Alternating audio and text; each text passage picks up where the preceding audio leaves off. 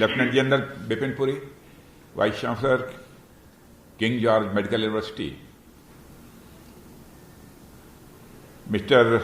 Professor Alok Dhawan, Director, Center for Biomedical Research, Lucknow, Professor Uma Singh, Dean Faculty of Medicine, Professor Anil Chandra, Dean of Dental Sciences, Professor Vinod Jain, Dean of Paramedical Sciences, Professor Apajit Kaur, Dean of Nursing, Mr. Ashutosh Dwivedi, Registrar of the University, Professor Devika Nath, Neurologist, Yash Yashodi, Neurology Department, members of the Executive Council, eminent faculty members, undergraduates, postgraduates, nursing and paramedical students, and medal winners, friends from media, ladies and gentlemen.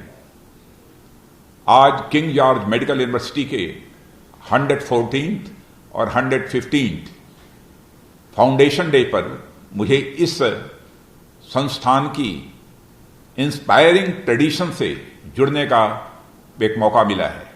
इसके लिए मैं आप सबको धन्यवाद देता हूं और इस अवसर के लिए मैं विशेष रूप से किंग जॉर्ज मेडिकल यूनिवर्सिटी के vice chancellor retired lieutenant general doctor Bipin Puri को धन्यवाद देता हूं, जिन्होंने इसी साल इस संस्थान की जिम्मेदारी संभाली है। बहुत कम समय में ही उन्होंने किंग जॉर्ज मेडिकल यूनिवर्सिटी के कामकाज को अच्छी तरह संभाला है। साथियों, 2020 का यह वर्ष लगभग खत्म होने का है। यह साल पूरी दुनिया में और खासकर मेडिकल फैटर्निटी में बहुत लंबे समय तक याद किया जाएगा। इस साल कोरोना की वैश्विक महामारी ने पूरी दुनिया को एक ऐसी जंग लड़ने के लिए मजबूर किया जिसकी अधिकांश लोगों ने कभी कल्पना भी नहीं की थी। जब हम सामान्य जंग की बात करते हैं तो हमारे सामने सबसे पहले फौज और हथियारों की तस्वीरें दिखाई देती हैं, मगर कोरोना से लड़ना एक ऐसी असाधारण जंग है जिसकी फ्रंट लाइन पर भारत ही नहीं बल्कि पूरी दुनिया के डॉक्टर्स और पैरामेडिक स्टाफ योद्धाओं की भांति वह लड़े हैं और लड़ रहे हैं। प्रारंभ में तो डॉक्टर्स को जिस तरह का परिश्रम करना पड़ा उसको शब्दों में मैं बयां नहीं कर सकता। बिना थके, बिना रुके लगातार वे काम करते रहे और ऐसे हालात में लड़ते रहे जो उन्होंने और उनके पहले की 4 पीढ़ियों ने देखा तक नहीं था। इससे पहले पूरी दुनिया में इस तरह के हालात करीब 100 साल पहले 1918 में स्पेनिश फ्लू के दौरान देखे गए थे और यह लड़ाई अभी खत्म नहीं हुई है। आपने ब्रिटेन में कोरोना वायरस के नए स्ट्रेन के बारे में सुना ही होगा और आपको अच्छी तरह जानकारी होगी। यह चिंता का विषय है। यह जंग तब तक जारी रहेगी जब तक दुनिया में वैक्सीन सभी लोगों तक पहुंच नहीं जाती। इसलिए जब हमारे प्रधानमंत्री अपने भाषणों में कहते हैं कि जब तक दवाई नहीं तब तक ढिलाई नहीं, हमें उसे पूरी गंभीरता से लेना चाहिए। और मुझे आपको यह बताते हुए खुशी हो रही है कि हमारी सरकार में मोटे तौर पर यह सहमति बन चुकी है कि जब भी देश में वैक्सीन लगाने का सिलसिला शुरू होगा तो सबसे पहले यह डॉक्टरों, पैरामेडिक स्टाफ और अन्य हेल्थ वर्कर्स को लगाई जाएंगी। वैक्सीन वितरण की पूरी तैयारी भी की जा चुकी है और मैं मानता हूं कि हमारे देश के वैज्ञानिक जल्द से जल्द वैक्सीन से जुड़े सारे टेस्ट और ट्रायल्स को वह पूरा कर लेंगे। वैसे रूस में बनी हुई स्पुतनिक वैक्सीन की खेप भी जल्द भारत आ रही है, ऐसा मुझे बतलाया गया है। साथियों, चिकित्सा क्षेत्र में किंग जॉर्ज मेडिकल यूनिवर्सिटी सिर्फ उत्तर प्रदेश में ही नहीं पूरे भारत में अपनी एक हैसियत और एक अहमियत रखती है। इसकी एक अपनी अलग क्रेडिबिलिटी है। 100 वर्षों में से भी अधिक समय से यह संस्थान अब तक करोड़ों रोगियों का उपचार कर चुका होगा। कुछ इंस्टीट्यूशंस ऐसे होते हैं जिनका जिक्र होते ही मन में जो पहला भाव आता है वह भाव होता है रेस्पेक्ट और ग्रेटिट्यूड का, सम्मान और आभार का। मैं कह सकता हूं किंग जॉर्ज मेडिकल यूनिवर्सिटी ऐसी ही एक इंस्टीट्यूशन है जिसका नाम सुनकर हर किसी के मन में निश्चित ही सम्मान और एक आभार का भाव पैदा होता है।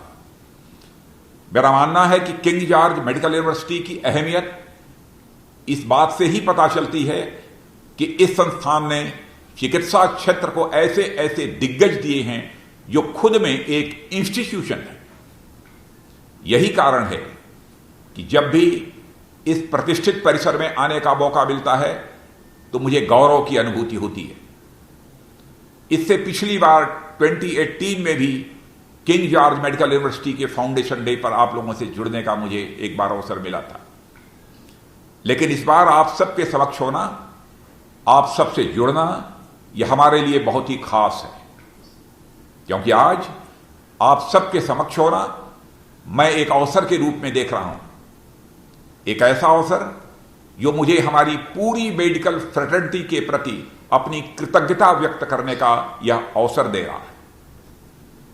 कोरोना वायरस से लड़ते हुए हमारी मेडिकल फ्रेटर्निटी ने जिस सेंस ऑफ सैक्रिफाइस और सिंसियरिटी और सर्विस का उदाहरण दिया है, उसे पूरी मानवता हमेशा याद रखेगी। एक तस्वीर जो सोशल मीडिया पर बहुत शेयर की गई थी, उसने भी मेरा भी ध्यान आकर्षित किया था। उस तस्वीर में सभी सुपर हीरोज को एक हॉस्पिटल के हाल से गुजरते हुए मेडिक्स के एक समूह के सामने सम्मान में बो डाउन करते हुए दिखाया गया था। मैं मानता हूं कि यह तस्वीर आज की दुनिया का सबसे सटीक चित्रण है, जो यह दर्शाती है कि आज के वास्तविक सुपर हीरो जिनका हम सभी को सम्मान करना चाहिए, वे हमारी मेडिकल फ्रेटर्निटी के सदस्य ही हैं। अगर संकट की इस घड़ी में मेडिकल फ्रेटर्निटी ने प्रतिबद्धता न दिखाई होती तो कोई भी बैटमैन या सुपरमैन इस दुनिया को नहीं बचा सकता था। कोरोना संकट में पूरी दुनिया ने समझ लिया है कि हमारे असली सुपरमैन और वंडर वुमन तो हमारे डॉक्टर्स, नर्स और पैरामेडिकल स्टाफ ही हैं। साथियों, इस महामारी के दौरान जिस प्रकार से अत्यंत समर्पण भाव के साथ हमारी मेडिकल फ्रेटर्निटी ने लोगों की सेवा की, जिस निस्वार्थ भाव से अपना सामाजिक दायित्व निभाया, पूरी मानवता उसकी हमेशा ऋणी रहेगी। और यह बात मैं कह रहा हूं तो हृदय की गहराइयों से कह रहा हूं। मैं केवल औपचारिकता का निर्वाह नहीं कर रहा, इसलिए मैं विशेष रूप से युवा वर्ग से कहूंगा कि आप इससे प्रेरणा लें और हमेशा अपनी डिग्री, अपनी योग्यता को एक सोशल ट्रस्ट समझें, न कि एक और इंडिविजुअल पोजीशन। यह कोई साधारण बात नहीं थी। जब देश और दुनिया भर के लोगों को घर पर रहने की सलाह दी जा रही थी, तब हमारी मेडिकल कम्युनिटी के लोग प्रोफेशनलिज्म और सर्विस का उत्कृष्ट उदाहरण देते हुए लोगों को मेडिकल हेल्प देने में दिन रात जुटे थे। हमारे देश की सांस्कृतिक परंपरा में सर्वे भवन्तु सुखिनः, सभी सुखी हों की कामना करने के बाद हम सबसे पहले सर्वे सन्तु निरामया, सभी स्वस्थ हों की यह कामना करते हैं। इसकी बड़ी वजह यह है कि सदियों से भारत के लोग यह मानते रहे हैं कि स्वास्थ्य और ज्ञान से बड़ा कोई धन दूसरा नहीं है। मैं याद दिलाना चाहूंगा गौतम बुद्ध के जीवन का वह 4 दृश्य जिसने उन्हें जीवन के इम्परमानेंस, अनिस्थिरता की अनुभूति कराई थी। उनमें से एक था रोग से पीड़ित एक व्यक्ति का विलाप, रोना। उस समय महात्मा बुद्ध के सारथी चन्ना ने उन्हें बताया था कि सभी प्राणी बीमारी और दर्द के अधीन हैं, पर इसका मतलब यह नहीं है कि हमें यह रियलाइजेशन निराशावादी बना दे, बल्कि हमारा लक्ष्य तो हर पल इसका एंटीडोट खोजने का होना चाहिए और इससे लड़ने का होने चाहिए। इसी विचार के साथ लोगों को बीमारी की निराशा से बाहर निकालने और उन्हें एक नया और स्वस्थ जीवन शुरू करने में केजीएमयू 100 साल से भी अधिक समय से लोगों की मदद करता रहा है। साथियों, भारतीय परंपरा में 3 लोगों को भगवान का दर्जा दिया जाता है। मां जो जीवन देती है, शिक्षक जो हमें जीवन के संघर्षों के लिए तैयार करते हैं, डॉक्टर जो रोग को दूर कर जीवन को संरक्षित करते हैं। तीनों का जो हमारे जीवन में योगदान होता है वह अनमोल है। लखनऊ में किंग जॉर्ज मेडिकल यूनिवर्सिटी की जो 1 शताब्दी से भी अधिक पुरानी परंपरा है, उस पर हमें गर्व है। मगर किसी भी डायनेमिक इंस्टीट्यूशन का महत्व उसके इतिहास के साथ साथ उसके भविष्य पर भी निर्भर करता है। इसलिए आज 2020 में जब हम खड़े हैं तो एक संस्थान के रूप में किंग जॉर्ज मेडिकल यूनिवर्सिटी को हम 30 साल बाद यानी 2050 में कहां देखना चाहते हैं, यह तय करना भी काफी जरूरी हो जाता है। क्या संस्थान पूरी दुनिया में एक सेंटर ऑफ एक्सलेंस के रूप में अगले 30 सालों में स्थापित नहीं हो सकता? यह संभव है और आप यह कर सकते हैं। और मैं पूरी तरह से आश्वस्त हूं। जो लोग लखनऊ के इतिहास से वाकिफ हैं वे यह भी जानते हैं कि यह किंग जॉर्ज मेडिकल यूनिवर्सिटी की बिल्डिंग उस स्थान पर है जहां पहले कभी मच्छी भवन हुआ करता था। आप पूरी दुनिया में जाइए, कहीं भी आपको मछली का इतना गुणगान नहीं मिलेगा जितना कि लखनऊ में। अवध की परंपरा में मछली सौभाग्य और सेहत की प्रतीक है, ऐसी एक मान्यता है। इसलिए अच्छी सेहत की इस अवध की परंपरा को 21वीं सदी में भी आगे ले जाने की जरूरत है। अच्छी सेहत एक ऐसा विषय है जो रोग और इलाज के अलावा एक ऐसे हॉलिस्टिक अप्रोच से जुड़ी हुई है जिसमें हेल्थ केवल बड़े बड़े हॉस्पिटल्स पर भी निर्भर नहीं रहती। इस हॉलिस्टिक अप्रोच को अपनाते हुए हमारे प्रधानमंत्री श्री नरेंद्र मोदी ने आयुष मंत्रालय का गठन किया, जिसमें तमाम परंपरागत पद्धतियों का संवर्धन करना और उन्हें बढ़ावा देना, यह हमारी सरकार का उद्देश्य है। आज हम अनेक प्रकार की चिकित्सा पद्धतियों से परिचित हैं। तौर तरीकों में भिन्नता के बावजूद सभी चिकित्सा पद्धतियां एक ही लक्ष्य की तरफ बढ़ती हैं और वह है मनुष्य को उत्तम और बेहतर स्वास्थ्य का सुख देना। 135 करोड़ की आबादी वाले इस भारत में चिकित्सा सुविधाओं का कितना अभाव है, इसकी जानकारी आप सबको है। 135 करोड़ आबादी के आरोग्य और स्वास्थ्य की चिंता करना इस सरकार के सामने एक बहुत बड़ी जिम्मेदारी है। मौजूदा समय में भारत में हेल्थ सेक्टर में गवर्नमेंट की स्पेंडिंग जीडीपी का 1.16% है, जो सभी ब्रिक्स देशों में से काफी कम है। यदि प्राइवेट सेक्टर द्वारा हेल्थ सेक्टर में बड़े पैमाने पर खर्च नहीं होता तो भारत में हेल्थ केयर की स्थिति और भयावह होती। भारत में हेल्थ केयर का आउट ऑफ पॉकेट एक्सपेंसेस लगभग 59% है, जो गरीब और मध्यम वर्गीय परिवारों की कमर तोड़ने के लिए काफी है। इस देश का गरीब चिकित्सा पर होने वाले खर्च के बोझ के चलते चिकित्सा सुविधाओं से महरूम न रहे, इसके लिए हमारे प्रधानमंत्री श्री नरेंद्र मोदी ने इसी साल सितंबर महीने में से देश के 10 करोड़ गरीब परिवारों के लिए 5 लाख रुपए प्रति वर्ष तक का इलाज मुफ्त करा सके, ऐसी आयुष्मान भारत योजना प्रारंभ की है। 10 करोड़ गरीब परिवार का मतलब हुआ कि भारत के करीब 50 करोड़ लोगों को सरकार ने एक ऐसा स्वास्थ्य रक्षा कवच प्रदान किया है जिसके अंतर्गत गरीब से गरीब व्यक्ति भी 1574 मेडिकल प्रोसीजर्स करा सकते हैं। आज यह बात स्थापित हो चुकी है कि सरकारी खर्च पर आधारित आयुष्मान भारत दुनिया की सबसे बड़ी स्वास्थ्य रक्षा योजना है। जो संख्या अभी मेरे पास मौजूद है उसके मुताबिक अब तक देश के करीब 1.5 करोड़ लोग इस योजना के अंतर्गत अपना इलाज करा चुके हैं। उनके इलाज में भारत सरकार ने अब तक लगभग 17,000 करोड़ रुपए खर्च किए हैं। केंद्र सरकार चाहती है कि लोगों पर मेडिकल एक्सपेंसेस के कारण आने वाला आर्थिक बोझ कम हो। इसलिए सरकार ने ये पॉलिसी बनाई है कि पब्लिक हॉस्पिटल्स के माध्यम से जनता को फ्री डायग्नोसिस या फ्री इमरजेंसी केयर की सुविधा मिले। साथियों, एक बेहतर और स्वस्थ भारत के निर्माण के लिए जो मेडिकल इंफ्रास्ट्रक्चर चाहिए, उसमें बड़े बदलाव की जरूरत काफी लंबे समय से महसूस की जा रही थी।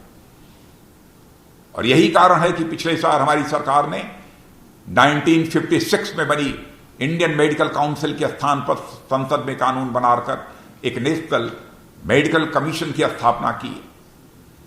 देश में मेडिकल कॉलेज और डॉक्टरों की संख्या आवश्यकता से काफी कम है, इसलिए हम इसकी संख्या बढ़ाने पर बल दे रहे हैं। साल 2014 में जब हमारी सरकार बनी थी, तब देश में मेडिकल कॉलेजों की संख्या सिर्फ 381 थी, जो आज बढ़कर 541 हो गई है। आज देश में 22 नए एम्स का काम प्रोग्रेस पर है। इसी तरह 2014 में कुल मेडिकल सीटों की संख्या यहां पर 54,348 थी, जो 2020 में अब बढ़कर 80,312 हो गई है। इस वृद्धि के बावजूद मैं कह सकता हूं कि देश में ट्रेंड डॉक्टरों की संख्या अभी भी जरूरत के मुताबिक काफी कम है। अब सरकार देश में करीब 3.5 लाख कम्युनिटी हेल्थ प्रोवाइडर्स देश के हेल्थ सिस्टम में जोड़ दे जा रही है, ताकि स्वास्थ्य सुविधाएं समाज के अंतिम पायदान पर खड़े व्यक्ति तक पहुंच सके। मैं आप लोगों से एक दो बातें और साझा करना चाहूंगा कि चिकित्सा को आप लोग जिस भी दृष्टि से देखें, पर मेरी समझ में चिकित्सा का विचार संतुलन पर टिका हुआ है। संतुलन स्वयं में एक विज्ञान है। दुनिया में चिकित्सा की जितनी भी पद्धतियां उपलब्ध हैं, वह सब यह मानती हैं कि कोई भी रोग असंतुलन और उनका निदान संतुलन के कारण ही होता है। दुनिया की सबसे प्राचीन पद्धतियों में से एक आयुर्वेद वात, पित्त और कफ में संतुलन की बात करता है। यूनानी पद्धति वायु, पृथ्वी, जल, अग्नि के प्रतीक कफ, बलगम, सफरा और सौदा के संतुलन की बात करती है। एलोपैथी हार्मोनल संतुलन की बात करती है। रेखी पद्धति ऊर्जा के संतुलन की बात करती है। इसी तरह अन्य जितनी भी पद्धतियां मौजूद हैं, वह चाहे होम्योपैथी हो, अरोमा थेरेपी हो, नेचुरोपैथी हो, सब किसी न किसी प्रकार के संतुलन की ही बात करती है। कहना मैं यह चाहता हूं साथियों कि हमें अपने जीवन में संतुलन को हमेशा बरकरार रखना है। कोई भी परिस्थिति क्यों ना आ जाए, हमें संतुलन का सहारा नहीं छोड़ना है। आप में हो सकता है कई बच्चे आगे सिविल सेवा में भी आए, कुछ सरकारी क्षेत्र में तो कुछ निजी क्षेत्र में मेडिकल प्रैक्टिस करें, पर आप जहां भी रहें संतुलन को कभी न भूलें, यह मैं नवयुवकों से आग्रह करना चाहता हूं। गीता कहती भी है, सुखे दुखे समय कृत्वा लाभा लाभौ जया जयो, यानी सुख हो, दुख हो, लाभ हो, हानि हो, जय हो, पराजय हो, हमें जीवन में कभी भी अपना संतुलन नहीं खोना है। यह सब मैं इसलिए कह रहा हूं क्योंकि यह बातें बड़े बड़े ग्रंथों में लिखी गई हैं, बल्कि इसलिए कह रहा हूं कि इस संतुलन के महत्व को मैंने स्वयं जिंदगी में अनुभव किया है। आप लोग अधिक से अधिक अध्ययन करें, खुद से प्रश्न करना सीखें। हमें यही जानकर संतुष्ट नहीं होना है कि बुखार में हम पैरासीटामोल का इस्तेमाल करें। हमें यह भी सोचना है कि पैरासीटामोल ही क्यों, या बुखार में इसका और अच्छा क्या विकल्प हो सकता है। आप छोटा सोचें, बड़ा सोचें, अजीबोगरीब और हास्यास्पद सोचें, पर सोचें जरूर। सोचें कि अचानक दुनिया से पैरासीटामोल खत्म हो गई तो आप बुखार के लिए क्या करेंगे। खुद भी उलझें और अपने टीचर्स और गाइड्स को भी उलझाएं, पर पॉजिटिव तरीके से। यह मैं छात्रों से अपील करना चाहता हूं। साथियों, मैं बहुत लंबी बात नहीं करना चाहता। देश का रक्षा मंत्री हूं और रक्षा मंत्री होने के कारण मैं आप लोगों का भी आह्वान करता हूं कि आप लोग हमारी आर्म्ड फोर्सेस में भी अपनी सेवाएं देने के लिए आगे हैं, और आप सेवाएं दे भी रहे हैं। और इस समय तो हमारे किंग जॉर्ज मेडिकल यूनिवर्सिटी के वाइस चांसलर भी इसी रक्षा क्षेत्र से ही जुड़े हुए हैं। भारतीय आर्म्ड फोर्सेस को आपकी सेवाओं की जरूरत भी है और देश के लिए काम करके आप सेवा के साथ साथ देश सेवा का भी आनंद ले सकेंगे। साथियों, आज हम एक बहुत ही चैलेंजिंग टाइम्स में जी रहे हैं, पर इस समय ह्यूमन रेजिलियंस और मनुष्य की कभी न हार मानने वाली भावना की सबसे उत्कृष्ट अभिव्यक्ति भी हमें देखने को मिल रही है। जरा सोचिए कि हम एक ऐसे शत्रु से लड़ रहे हैं जो आंखों से दिखाई भी नहीं देता है, और यही मनुष्य के ब्रिलियंस, इंड्योरेंस और रेजिलियंस का सबसे बड़ा उदाहरण है। हम जिन परिस्थितियों में अभी जी रहे हैं यह हम सभी के लिए, खासकर युवाओं के लिए एक बहुत बड़ी सीख है। यह समय हमें सिखाता है कि चुनौती कितनी भी बड़ी क्यों न हो, हमें उसे कड़ी टक्कर देनी होगी और हम विजयी होंगे, यह भरोसा भी होना चाहिए। आप सभी इस नेवर गिव अप स्पिरिट के साथ काम करते रहेंगे। इसी विश्वास के साथ मैं अपनी तरफ से जितने भी हमारे किंग जॉर्ज मेडिकल यूनिवर्सिटी के सभी मेडिकल जो विनर्स हैं उनको भी अपनी तरफ से बधाई देता हूं, क्योंकि उनका परफॉर्मेंस बहुत ही एक्सेप्शनल परफॉर्मेंस रहा है, इसलिए उनको अवार्ड मिल रहा है। इसलिए आज वह मेडल विनर के रूप में आज अपना अवार्ड प्राप्त करेंगे। उनको मैं अपनी हार्दिक शुभकामनाएं देते हुए अपना निवेदन समाप्त करता हूं। मैं पुनः आप सभी को अपनी तरफ से हार्दिक शुभकामनाएं देता हूं। बहुत बहुत धन्यवाद। नमस्कार, मैं हूं मानक गुप्ता। अगर आपको हमारा ये वीडियो पसंद आया हो तो इसे लाइक और शेयर जरूर करें, और हां, हमें सब्सक्राइब और फॉलो करना ना भूलें ताकि आप देश और दुनिया की कोई खबर मिस ना करें। तो जुड़े रहिए हमारे साथ और देखते रहिए News 24।